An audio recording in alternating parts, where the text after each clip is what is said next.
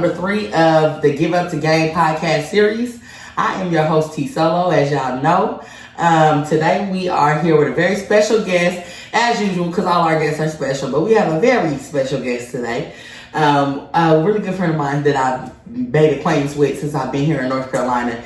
And, you know, I say that hustlers travel in packs and circles. And I'm telling you, this is a hustler I've seen in many circles that I've been in, worked at, events, you know, all kinds of things. So I'm glad that we can actually connect to get you on the podcast series. So today we are going to be talking with Bosslady J the Storyteller. She is a poet. She is a storyteller. She has a bunch of great handles under her belt, and I'm going to let her get that to you guys. I want to, before we get started, I do want to tell y'all know what we came to do, man. We came to talk that real stuff and vibe out. This podcast is meant to be a vibe that people can catch. You're going to see ordinary people doing extraordinary things, but we're also going to see people that have overcome extraordinary things, that have overcome the obstacles that we sometimes in our lives, in those moments when there's nobody to talk us through, it feels like that we can't overcome.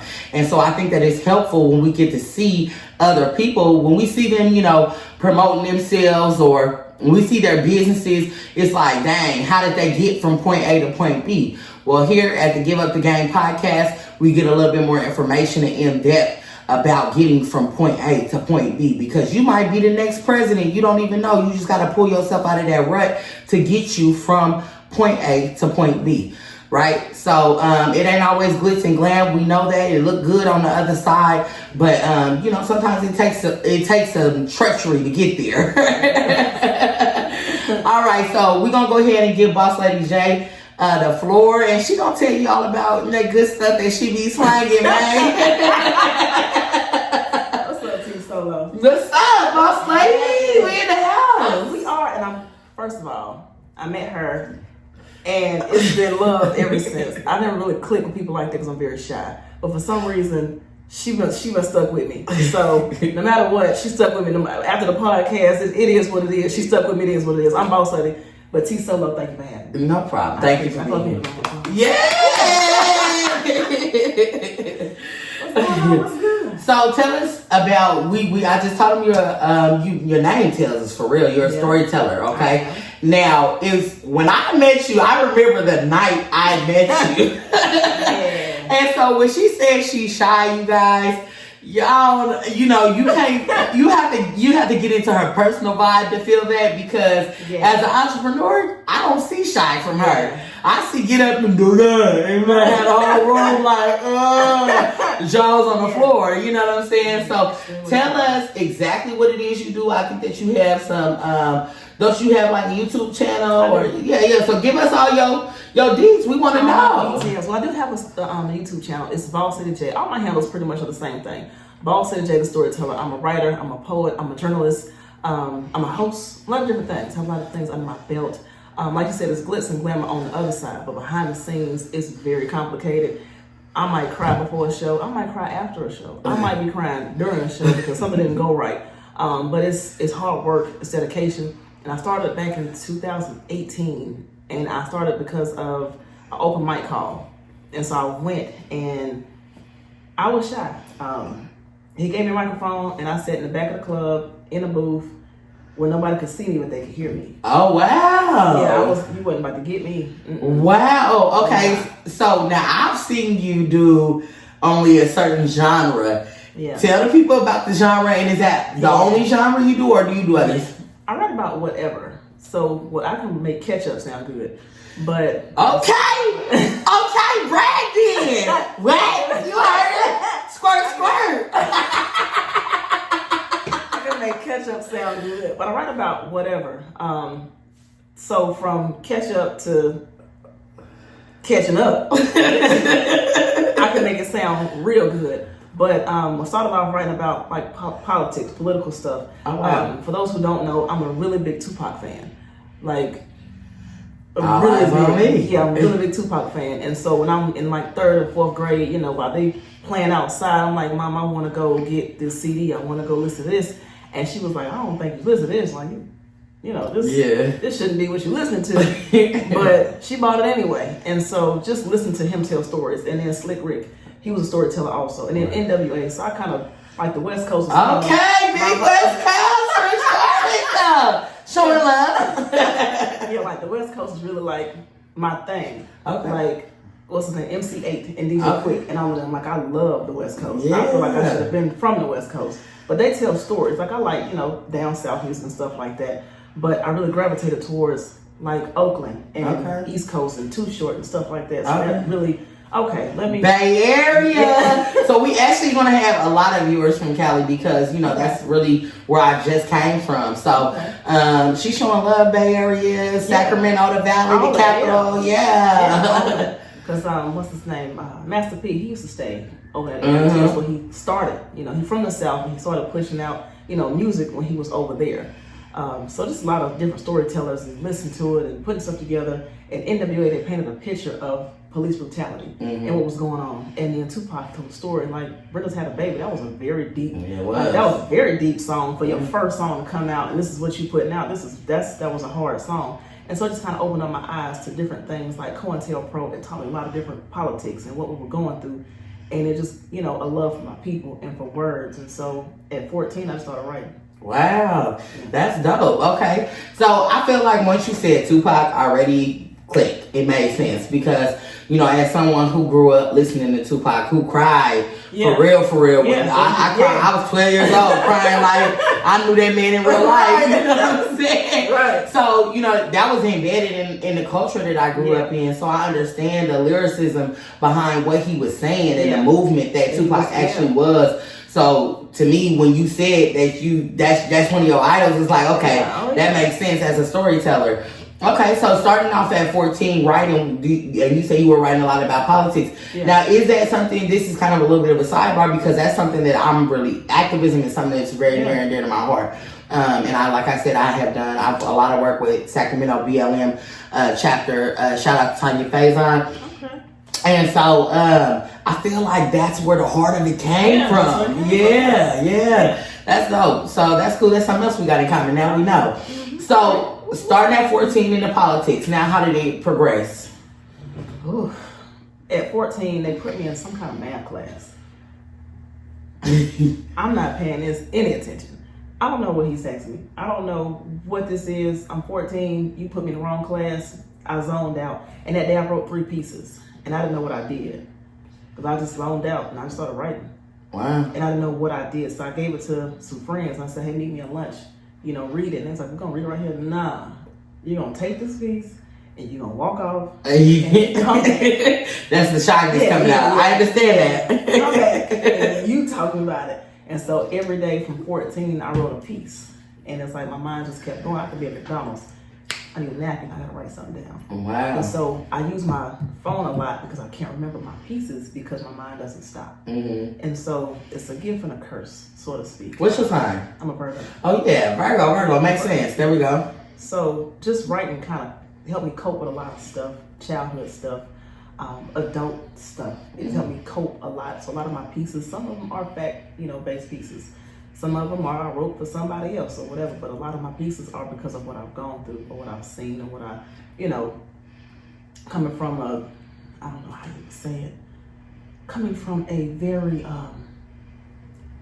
Federal Bureau Investigation based background.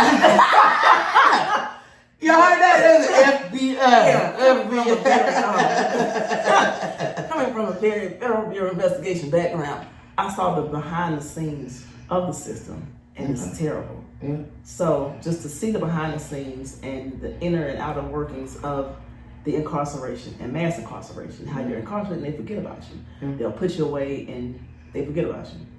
And they give you no access to your loved ones or the phone or anything. And they forget about you. And it's like, oh, your trial date was a couple years ago. Mm-hmm. Well, I've been sitting down here for the longest. Like, when was you going to come get me? So just writing those pieces, being in love, heartbroken, being broke. Real talk. Yeah, just losing family members, losing my son, losing my brother, losing my sister, like just losing people. Mm-hmm. And I'll just write a piece or just a piece to my children or, It's a lot. Yeah. So what I like about what you're saying is it's kind of the same way as how I base the podcast. Mm-hmm. It's reality based. You know what I'm saying? I want people to see real people in real time with real struggles, with real things going on. Right. And those are the same things that motivate and push you into what it is that you do, into actually into your craft, is those life based things. Yeah. And I actually, so I wouldn't necessarily consider myself a writer, but I do write. And I have since I was a kid. And so I totally understand that when I get in that space, like I really don't have, my mind is moving so quick that I don't have a lot of, you know what I'm saying, like time to really sit and dissect it. I have to put it down immediately or I'm going to lose it. Yeah, so I feel that. I'm going to lose it. Yeah. Don't get it out. Oh, and if I don't write it down, like I said, I'm going to lose it. So the whole erotic poetry came again. Erotic poetry. So this is how I met Bosslady. So you guys know T's Treasure Chest. I am the owner of T's Treasure Chest. There's the website right there on the screen. Y'all come check me out. I just got some new roses in stock. So if you don't have one, come get you one. But this is how we met. We just crossed paths because, of course, she does erotic poetry. I sell erotic products. And bam, bam, we in the same building. Yeah. And I'm telling y'all, I remember she had on this, oh my gosh, she had on this outfit. We just gonna say she had on this outfit. Right. Okay? Right on. And then she had a stool she was on. She had on these high heels. Yeah. And I didn't know what she was gonna do, honestly. Yeah. And then I wasn't really paying attention at first. And then I started hearing. And as I started hearing, my ears is opening it up. And I was like, no, this lady didn't. I did. Yeah. I did. So how did you get into the erotic poetry? I was bored. I was bored and I wrote a piece and I sent it to a messenger and I put my phone down. You know what? Whatever feedback I get is cool. And I got good feedback. I got good reviews. And so I just kept writing pieces. And I sent pieces in Messenger. So if you ever got a message from me, don't open something in front of your mama. Please don't open her messages in front of nobody, okay? Yeah, at work, it's really not safe. But I've been doing, it's what, 2024? Mm-hmm. I've been doing erotic pieces for the past few years. People seem to like it. They seem to love it. They seem to gravitate towards being nasty. So I agree and I understand. There's a market for it. There's a market for it. So I mean, still write about whatever, but the erotic poetry, I dropped an EP called Poetry. You can find that on. Dropped my EP, and I wrote a new piece. I write new pieces. I say at least a couple times a month, and I send them out through Messenger. And sometimes to me, I feel like it could be a hit or a miss, but people seem to like it. But I guess it's the perfectionist in me. I'm like, oh, you like that? I don't like that, and I'll scrap it. Or let me try to send it some. Let me get feedback because you can never stop learning. Mm-hmm. Just because, okay, I feel like I'm good at it. Nah, I can do a little bit better. Right. I can do a little bit more. Like I want to learn my pieces, but it's just so much information from like 98 to now. That's a lot to remember. That is a lot. And I don't have the time. And you're aging yourself. I ain't gonna tell nobody else. Oh yeah. You're right. But you just had a birthday. I did. Yeah. We don't want to tell my age, but I had a birthday. Happy birthday to me. Happy birthday to her. But it's a lot to obtain. It's a lot, I'm a mom and they got activities, so just to sit down and remember 2-3 pieces, it can be kind of hard because when I'm reciting these pieces, it's another piece in the back of my mind. I gotta write that down too. Mm-hmm. So it's kind of hard to remember all these pieces or even a new piece. But I quote a Tupac album front to back. Wow. Which is ridiculous. Wow. So, but that's how your mind works. You never know how it compartmentalizes things. That's crazy. Yeah. But I get it. Okay, so now we know that you do the pieces, but you also said you're a host as well. Yes.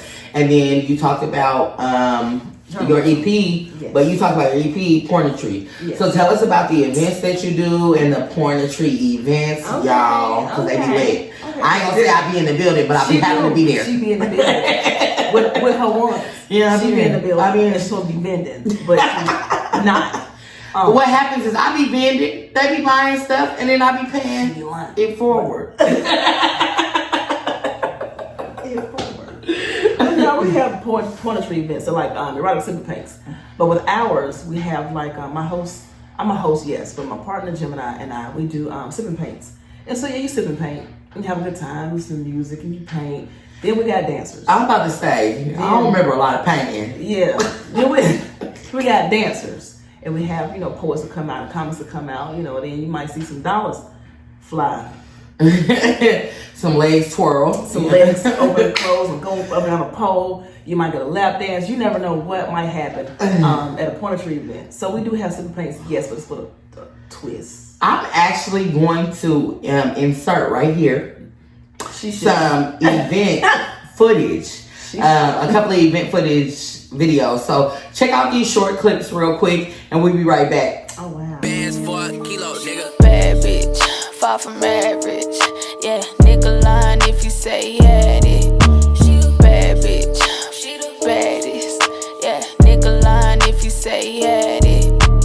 Bad bitch, far from average. So what I hope you guys saw was that today we have the very modest, very demure version of Bosslady J the Storyteller because it definitely gets lit. It definitely gets lit. And actually, I'm hoping, I'm not pressuring you, but I'm hoping that you'll be able to do a piece tonight before we end. Okay. So that the people can see. Your favorite piece? I would love for you to do my favorite piece. That would be awesome. So now we hear, you want to talk about your journalism also? We can. Okay, what is that something that you went to school for? Is that something in your spirit? No, I actually, this is kind of weird. I did a poem for, which is crazy. I didn't meet the lady until 2 years ago. Physically, I met her in person. But she had been following me, and she was way in like Georgia. Mm-hmm. And she referred me to do a piece in like, what was that, Freedom Park? Oh, okay. Yeah. I didn't know who the lady was, but she was like, yeah, can you contact her to do some poems? I was like, who is this lady? But hey, whatever. She referred me to do some pieces. And then I did some pieces for whoever she referred me to do pieces for. And she said, hey, can you do a piece for this person? Now, I don't know you, but you're referring me to these people. And we finally exchanged phone numbers after she's referred me to all these people. Mm-hmm. I never met you. I don't know your name. I don't know your number. I don't know you, but you are referring me to these people. And so she said, I need you to come to Georgia.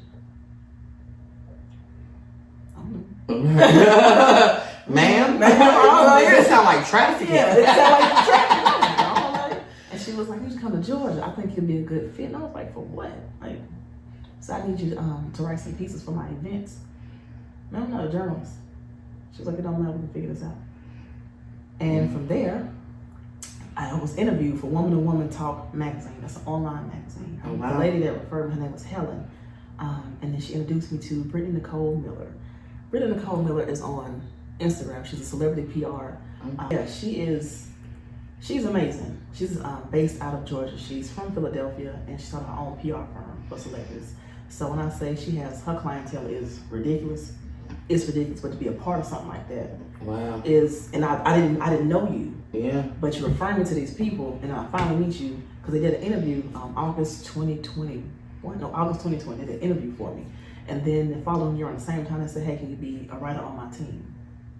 Wow. I don't know at all. Wow. But they were, and so whenever she called, hey, I need you to do this event. And then 2022, I won, oh my God, they gifted me 2022 for being one of their journalists. And so whenever they call, I'm definitely going to answer. Yeah, most definitely. That's a good look. That's a really good look. But again, thank you, Brittany Miller. I appreciate it. And Helen Bohanna, I appreciate it also because Helen introduced me to Brittany, and Brittany has taken me the whole wing on her team as a freelance writer for Woman to Woman Talk magazine. So let me say something to address the way that happened, right? The way that whole situation is happened that you explained, you were referred and you were referred and referred. This is something that I've learned. A lot of people come to me and ask me as an entrepreneur, as someone, that they see doing my thing, right? And they always come to me and ask me for help or for ways that they can succeed or, just tips, advice, anything that I can give them, and I'm a very helpful person, so I don't mind helping, right? But this is the one piece of information that I give to everybody, and that I feel like is the most useful information that you will ever get. Do it. Go do it. Start it.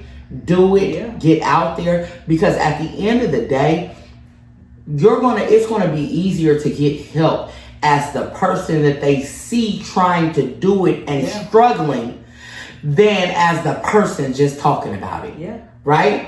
And so when you put yourself out there, you didn't even put yourself out there as a journalist, right? No. But when you put yourself out there and you begin to show diligence, you begin to show motivation, you begin to show courage, because it's scary to put yourself. She just said she's shy. Y'all hear us talking at me in the camera.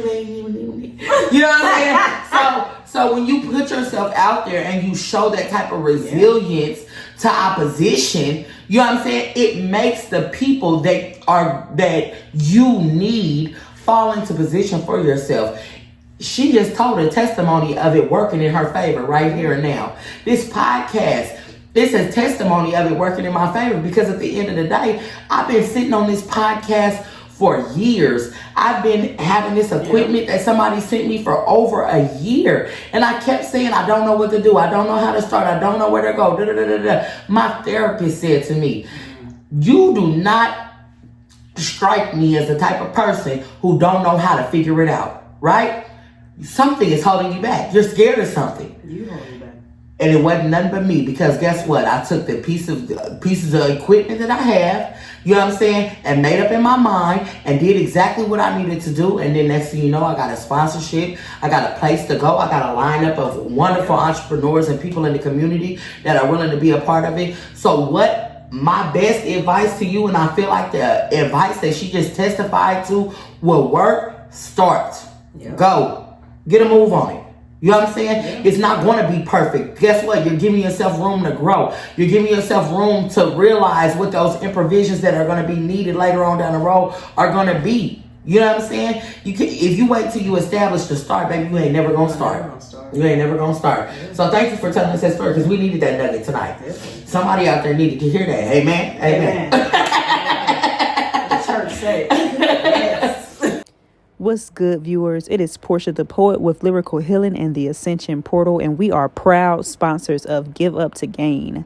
This all-inclusive event space is geared towards community, gatherings, and healing. Yes, we have a massage therapy space upstairs brought to you by the Ascension Portal, including massage therapy and all of your spiritual, advisory, and healing needs. This event space is geared towards community, family, gatherings, and creative spaces. We have artwork, an additional room in the front of the venue space for your use. The events are exclusive. They are stellar. You don't want to miss anything we got going on. Hey, and if you want to book your own event and put together your own gathering, tap in. Family, community, creativity. We bring you the vibes, the most intentional platform there is. You have Lyrical Healing and the Ascension Portal. Make sure you guys tap in, book now, not later. We can't wait to share space with you guys. And once again, you got to give up to gain. Peace. Okay, so now we know the podcast is all about give up to gain. So let's talk about where you came from outside of the world of poetry that you or writing that you engulfed yourself in. Excuse me, if you were writing life pieces and you politic pieces and FBI pieces, That's what I said. Then that means that you had to have gone through some things in life. I'm sure that there are different things. So whatever you comfortable talking about, where did Bosslady J come from as a little girl? What did that look like for her? Listen, okay. So where are you from? Tell them where you from. That's what I'm trying to get to. Okay, that's the thing. Okay, listen. So, listen. I'm from Hidden Valley. I've heard about Hidden Valley, y'all. It's in Charlotte. I heard about it. But I'm one of the nice people. I'm a nice person. Sometimes. I'm one of the nice people. Okay, and I don't have any charges. Okay. So I'm good. Shout out to some of us that do. No, I'm playing. I ain't got no charges from that. Okay, I'm a nice person. But no, I'm from Hidden Valley. And baby, listen. Okay. Let's just say my tennis shoes was tied tight. I can hop a fence. I can run. I believe it. Seeing you do all that workout on Facebook, I believe you. I can run. My tennis shoes definitely gonna stay tight if I need to. But I grew up in Hidden Valley. I'm not gonna tell you when I got there because I was there originally. But Hidden Valley, and if you don't know the stigma around it, there was an indictment. There was a very big indictment in 2007, and I was a part of that indictment. What I can say is that opened my eyes to a lot of different things. My then husband at the time went through a situation, and I had to raise our children while he was incarcerated. He was facing life, and then they gave him 20, and then we did his case, and we got him out on like 8. Okay. And so just doing that, I learned about the laws and statutes and stuff like that. So a lot of my pieces came from, okay, this is what they're doing. Mm-hmm. And then from his case, started to research a lot of stuff and got into Tariq Nasheed. I love him. Like, I love him. Yeah. And just started to go over different, because, you know, like I said, Tupac was my, I would say mentor. Even though I don't know you, but, you know, I would listen to certain things in his pieces or, you know, in his music. He started talking about COINTELPRO, and I never really understood it until, okay, now this is what I'm going through. And the Panther Party. Shout out to Elliot Face here in Charlotte. He's a part of the Panthers, and he's also talking about being a part of that movement as well, as far as children, the handling, you know, the kids or whatnot, because a lot of kids are either running away, or they are homeless, or they don't have parents, or they don't have food, they don't have shelter, stuff like that. So I just want to get with him and see how I can help and how I can be a part of what I can do. And even though when you hear, oh, the Panther movement is scary, like, oh, well, you know, they might come do X, Y, Z. I understand that. I get that. And I understand the backlash from it all, but I'm prepared for it. Right. I can't tell you why, but I am. So coming from that neighborhood and seeing my friends get locked up, seeing my friends have to die off when I was a teenager, I lost a lot of friends. I could see a friend on Friday, and then on Monday, you know, so-and-so, you know, whatever. They passed away. And so going to funerals, like my last 2 years of high school, and then my homeboys getting locked up, and then my ex-husband getting locked up. It's like, man, you know. And so just seeing the ins and outs of either the cemetery, because my homeboys are seeing in and outs of courtrooms, and then DAs, and then lawyers, and then judges. And I was the kind of wife that I'm writing a judge. I need to holler at the judge right quick. You're not gonna do mine like that. Right. Or they hated me. They hated my guts. I didn't really care. From the DA not liking me, to lawyers not liking me, to the judge not liking me, to, you know, they didn't like me. Because who are you? Right. And who are you questioning us? Yeah, who are you? Yeah. You 5 foot nothing. Who are you? You know, to lock you up, okay, cool. Whatever you gotta do, you're gonna do it, but I need to know why you got mine. Yeah. You know, because I have these kids. When are they gonna see their father? When is their father gonna come home? Like, you got mine. I don't care. Everybody else, I pray for you. But you got mine. I need to know what's about to happen, why you got, I need to see X, Y, Z. I need to see a statement. I need to see, I'm the lawyer. Right. I need to see X, Y, Z. Right. And so just that, going through that scenario, it made me aggressive. It made me dominant. It made me militant. It made me focus. It made me grow up. I was 22. Yeah. I'm 22 with these 2 kids, and my husband facing life. Wow. I don't know what's about to happen. We're going to figure this out. Right. And so going through that situation, I became very hard, very aggressive, very militant, and very to the point. And I really don't have time for no excuse. I ain't got time for no BS. I need, let's go. Like, what are we doing? I need to see this. Oh yeah, okay, I'm coming down now. We're going to talk about this face to face. Oh, Miss Johnson, I'm on the way. When is the court date? You don't know what it is? Don't worry, I'll find it. I'm calling the marshals. Who are you to do this? You don't need to lock you up. Yeah, and that's their favorite Yeah, we can lock you up. tactic. Well, sir, you can't lock me up because we're married. So you can't lock me up. So I appreciate that scare tactic, but I need to know about mine. What's the court date? What is this? What you got on him? What's this? I'm asking these questions. You know, what you this and what's this and what's this? And so just going and looking up laws, and looking up this, and looking up that, it made me write a few pieces. And some people ain't like them pieces, but you know, it's a saying. I'd rather die on my feet than live on my knees. There you go. There you go. And so I place that in my everyday. I'd rather die on my feet than live on my knees. Well, girl, you done said something deep right there. You're talking about spirit, okay? One thing, no, I don't mean to interrupt, but I just, as I'm talking to you, it's crazy because we've never really had this type of conversation. So I'm learning a lot of this about you today with the people. And so it really shows me the commonalities between us because I'm a very big activist, you know what I'm saying? And I may not have been in your shoes, but I was the incarcerated, you know what I'm saying? And I had a case where I had to defend myself. Where I had to be in a law library. I was locked up. So every time they let me out my cell, I'm going to the law library. I need to look up these laws. I need to get this information. I'm calling private attorneys, getting free consultations just to pull any information out of them that I can so that I can take it back to the law library and type up a motion, you know what I'm saying? And these things. So I understand that. And the crazy thing about it is that they use those tactics to scare us out of advocating for ourselves. And when there is no advocate, who is there to stop them from doing whatever it is that they want to do? You know what I'm saying? So I understand how going through that can be inspirational to pieces, to your mind, to life, moving forward. As far as no excuses. I don't want to hear no excuses because if I got to get it out the mud to pull myself or my husband out of prison, my loved one out of prison, ex-husband out of prison. We gonna get into that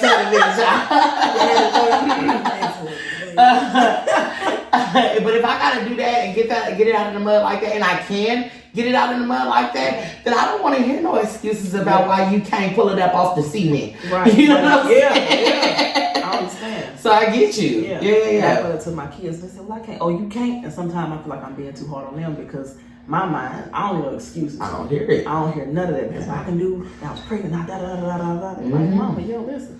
Nah. Yeah. You can do because I did. Yeah. I was 22 by myself with the both of y'all. So let's go. You can do because I made a way for y'all to do it. And and y'all are still having to do it only easier than I did it because I did it the hard way. I did it the hard way. Yeah. It's a soul's name, the Reza Sean, the hard way. I got it the hard way. Like nobody helped me. Nobody said, "Oh, I'm gonna give you this." No, I had to figure it out like from different programs to I went to crisis. With programs and food stamps and all that, I went through all that. I definitely utilized those tools because I needed assistance. And some things that I did learn, I had to learn them on my own. Nobody gave me a handout. Oh, you can have a couple hours. Okay, cool. But I got these kids and I got this rent and I got to pay this and my car breaking down and I got to go see him and I got this and I got this.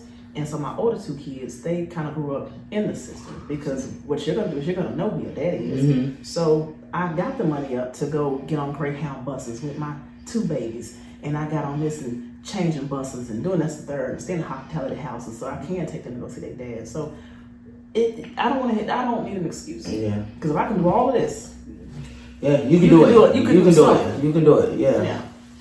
I agree. I feel that same sentiment. I get it. Okay, so that definitely is a big piece to I understand. Like I said, molding. You into your craft, into your career. Now we done said we done put it out there now. Ex-husband. Make sure you put that in front after we done did all of that, that even has to be a monumental piece to you coming into your craft and your creative self is whatever that looked like because you went from holding this nigga down, you know what I'm saying, arguing with the DA where they threatening your own freedom, you know what I'm saying, taking kids on Greyhounds and hospitality living and yada yada bingity bing and making a way out of no way about the mud, right? To now this relationship ain't even gonna make it. We not even lasting. So tell us about how you came into that and what it felt like for you. Went all day, but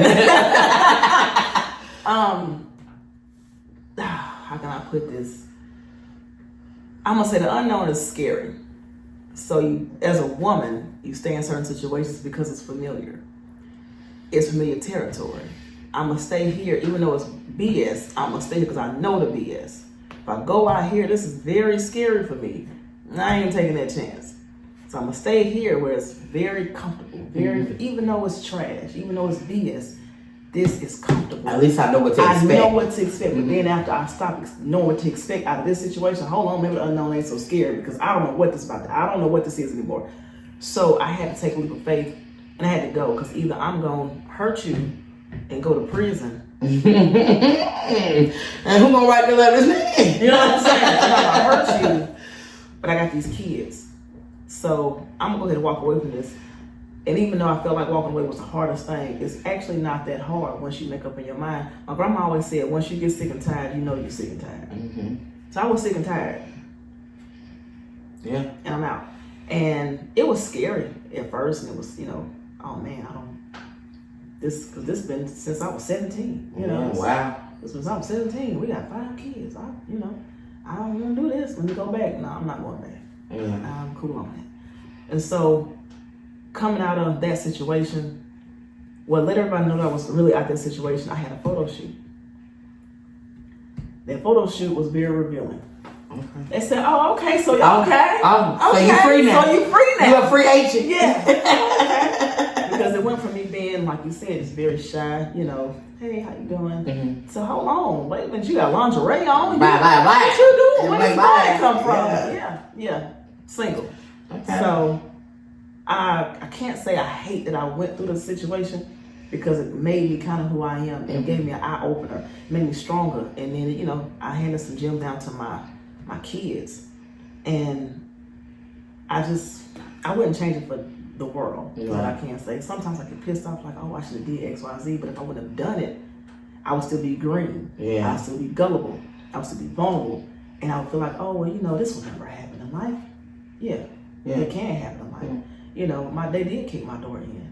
Matter of fact, they kicked my door off. They didn't kick it in. Oh. They kicked We don't it need off. that. We don't even need that no more. Like, they kicked the door off so hard, they knocked my baby ABCs off the refrigerator. I said, wait a minute now. You gangbanging on education? Like, can't teach my baby? kids? Jesus. It's SpaghettiOs, y'all. Get the SpaghettiOs. And in the apartment complex, they gave me 7 days to vacate because they felt like I was a part of it. I was like, man, I'm pregnant. I don't know what you're talking about. I ain't doing it. Yeah.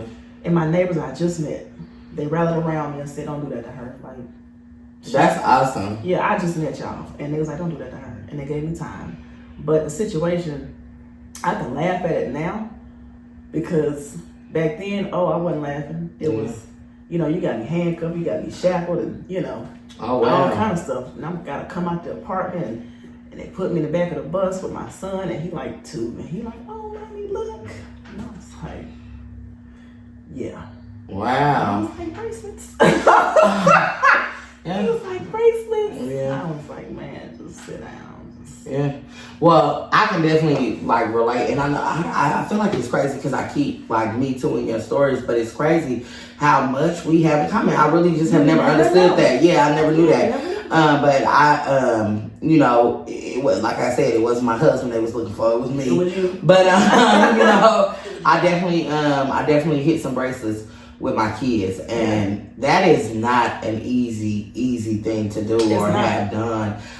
It's traumatizing not only for the child, but you have to realize it's traumatizing for you as a mother. Very. You know what I'm saying? The rock of your children's eye, and you feel like defeated. You feel like you've let them down, even in your case where it might not even been you. You know what I'm saying?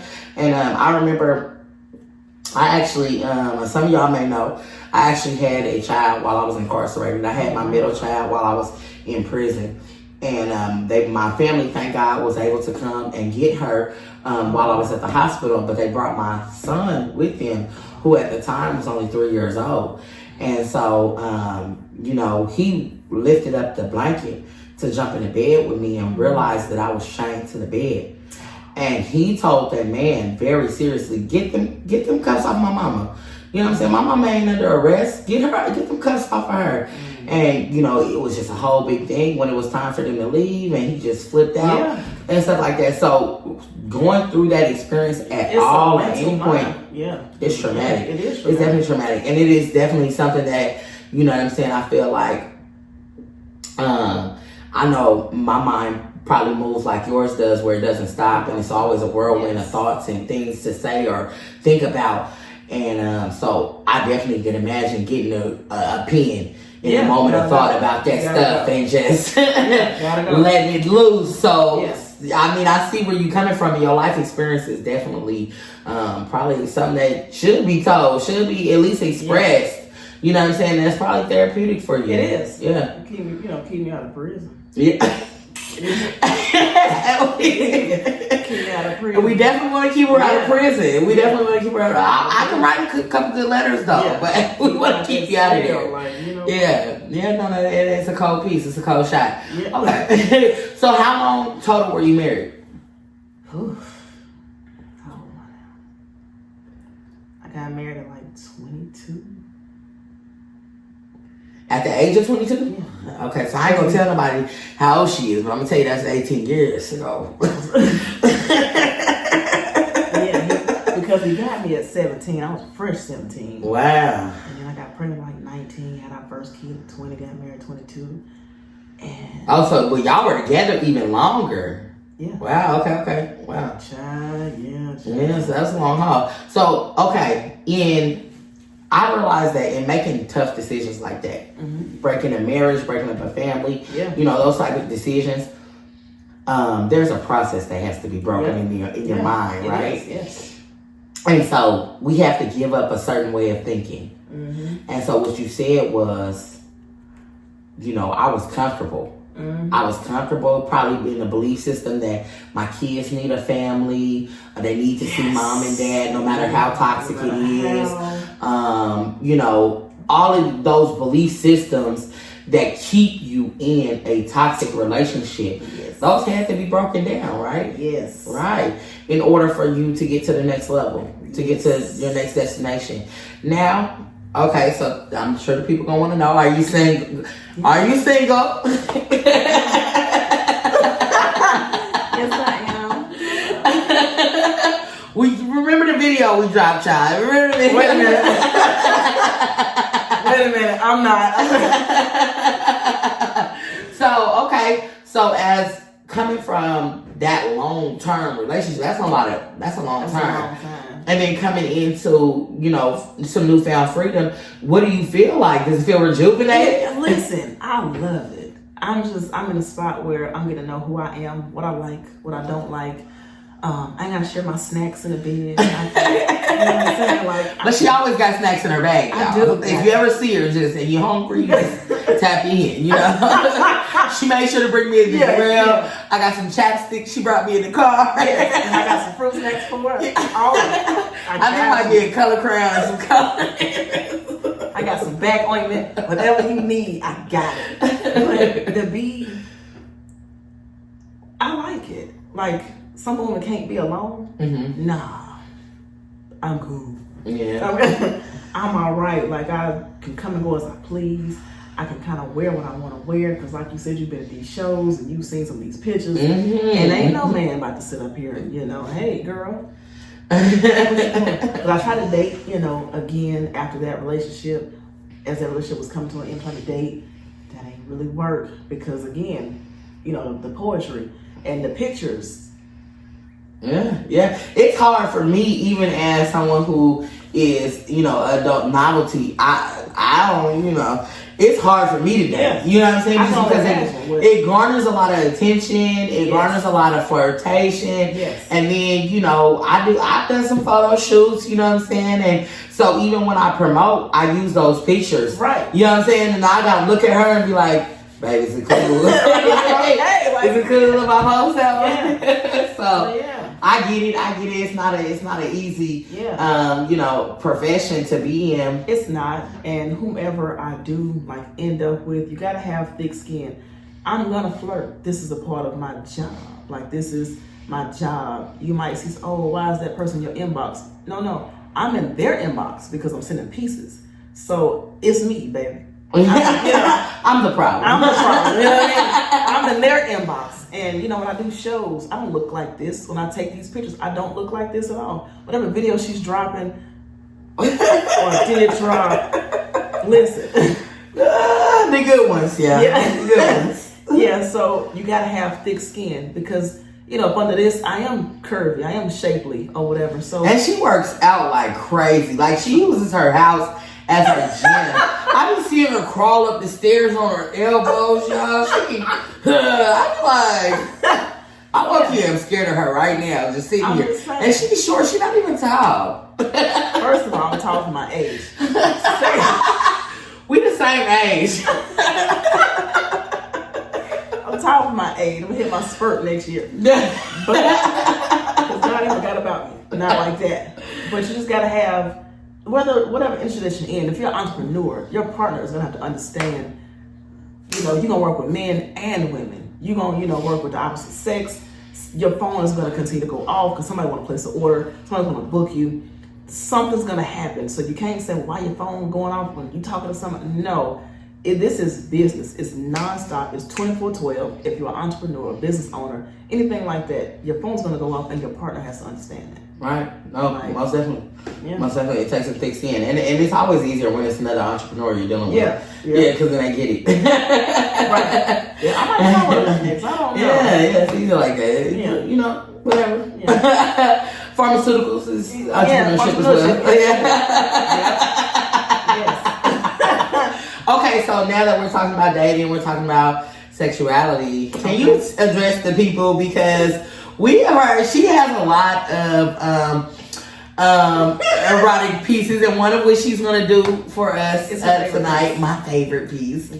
So let's address the people and let them know how do you identify sexually? I like men. Like I'm heterosexual. Yes, I'm straight. All that great stuff, but I appreciate women because they're beautiful.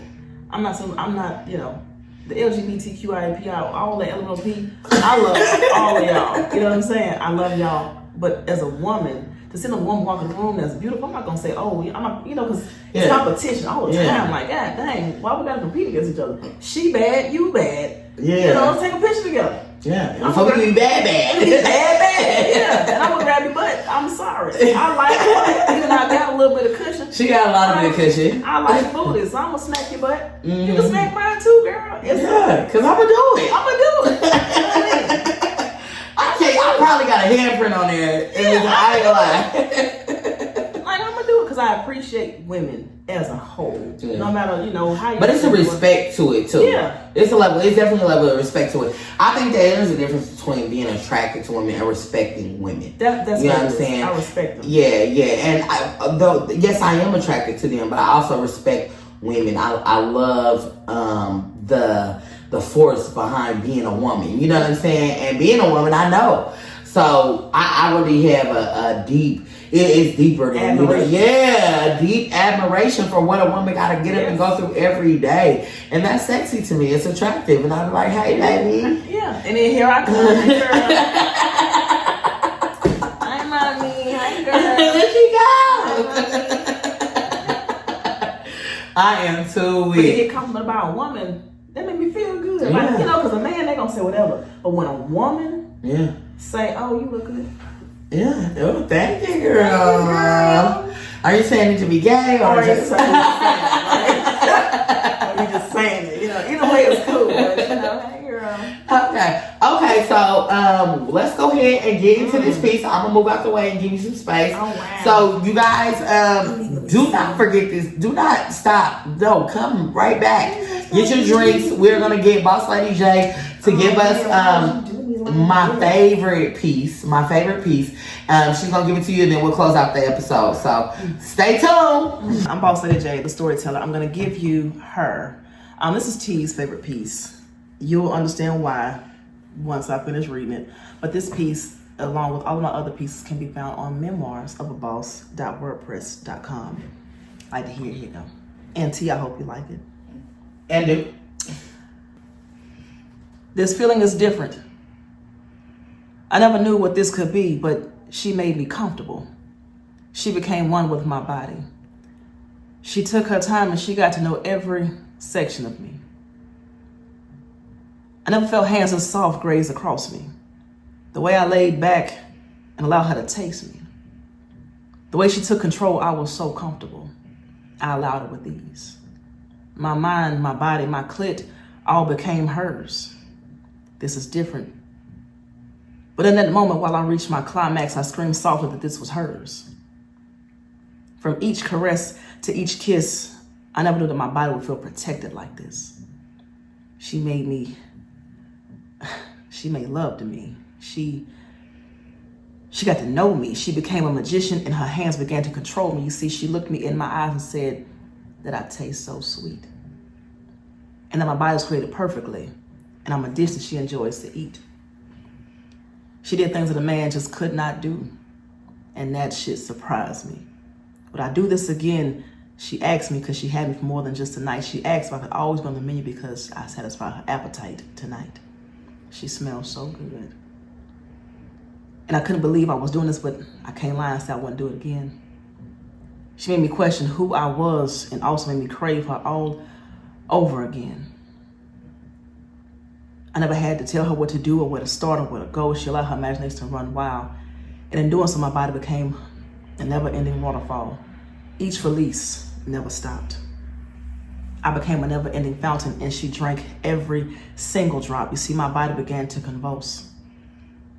My river continued to flow, and as my body is in this never-ending trance, she's feasting and she's begging me for more. My body is now swaying like it's in an exorcism. While swaying on its own beat like it's providing its own rhythm. Can she have me again? Can she have me for more than just tonight? Can she have me for more than... Can she have me for one more night? Will I be at her call or at her beck and call on a daily because she loves to see my body take flight? You see, questions that I never had to ask myself, things I never thought I'd be thinking, but to say I want her to stop, I would be lying. Lay back and answer those questions later, but in the meantime, do as she says and place your legs on her shoulders. I'm Boss Lady. Thank you for your time. Shout out to you, Bosslady J. Thank you. That was dope. I hope that you guys enjoyed that. I had a And if good you time. are looking for more of her features, then definitely check her out. Here are her handles. Just give her a like, a follow, subscribe, share. Yeah, show some love. And if you happen to add her, you know what I'm saying, you might get a piece in your inbox. So just know, don't open it. Don't open it in front of nobody you don't want to know. Right. Your mom. Don't.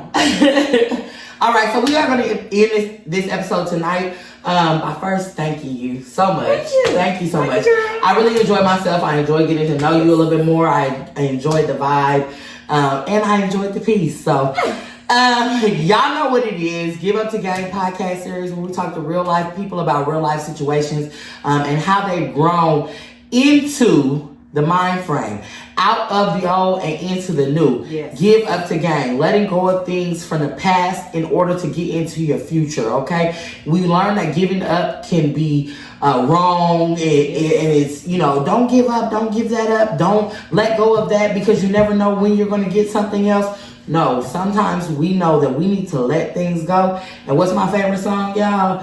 Bag lady, you gon' hurt your back. Let go of them bags. You can't run for the bus like that, okay? So, thank you guys for tuning in.